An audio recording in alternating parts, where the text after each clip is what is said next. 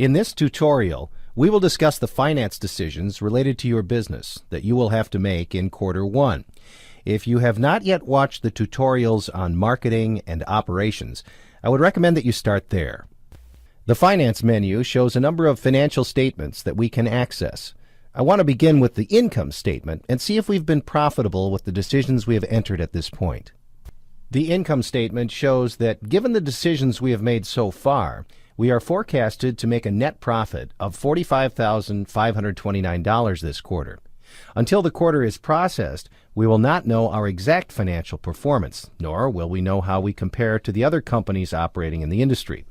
But the net profit of $45,000 we have forecasted strikes me as a good beginning for quarter one. So at this point, I want to look at the other financial statement that I am most concerned with for my quarter one decisions, and that is the cash flow statement. I have opened the cash flow statement and positioned it alongside the income statement so that we can view both simultaneously. In looking at the cash flow statement, it is showing that if we sell what we forecasted to sell, we will have a negative cash flow of $254,847. Your first thought might be, how can we have a negative cash flow when our income statement is showing a profit? The focus of this tutorial is not to detail all the differences between the three financial statements of your business, the income statement, cash flow statement, and balance sheet. But let me quickly state that a key reason for our company having a negative cash flow while also having a net profit is because the income statement reflects sales revenues for all products you sold this quarter. But only 1/2 of those sales were in cash paid this quarter. The other half were credit sales that will be paid in cash next quarter. The money that customers owe you for these credit sales is reflected in the accounts receivable in the balance sheet. What this means is that of this $624,200 in net sales shown in the income statement, only $312,100 was received as cash this quarter. This delay in receiving 50% of my net sales as payment this quarter impacts our net cash balance, because I cannot delay payment for 50% of my expenses, like marketing and or worker wages, until next quarter. I have to pay 100% of my expenses related to my workers and advertisers for work done this quarter, even though I only received 50% of my sales in cash this quarter. Note that the cash receipts showing in the collection of accounts receivable line reflects the cash sales for this quarter, plus the cash received that is owed for last quarter's credit sales. The consequence of this different timing for the cash payments and cash receipts means that just because you have had a profitable quarter does not mean that you won't have cash flow issues to manage.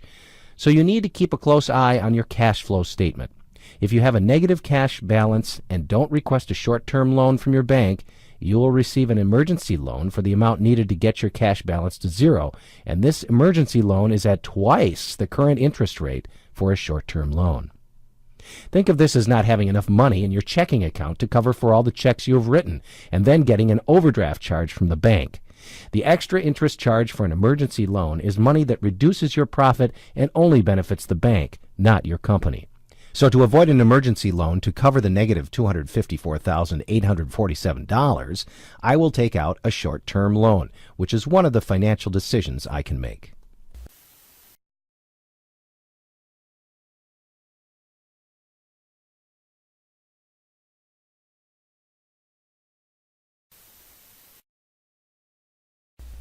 The amount of this loan may become a point of debate in your team as you manage your company. Remember, at this point, the net cash balance is only a forecast of your cash needs that is based on the sales forecast you entered on the marketing decisions panel. If your forecast was overly optimistic, your sales revenues won't be as large as forecasted, and as a consequence, your cash receipts will be lower than shown on your forecasted cash flow statement. So you want to borrow enough to have some extra cash to allow for inaccuracies in your sales forecast, but not so much that you are paying interest charges for money borrowed needlessly. For example, it would seem imprudent to borrow $600,000 to cover my cash needs of about $260,000.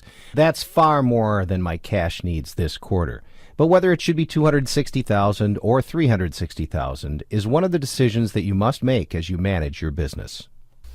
So remember, as you manage your business, to keep a close eye on both your income statement to ensure you are achieving your profitability targets, but also your cash flow statements to ensure that you have enough money on hand to pay for your bills this quarter.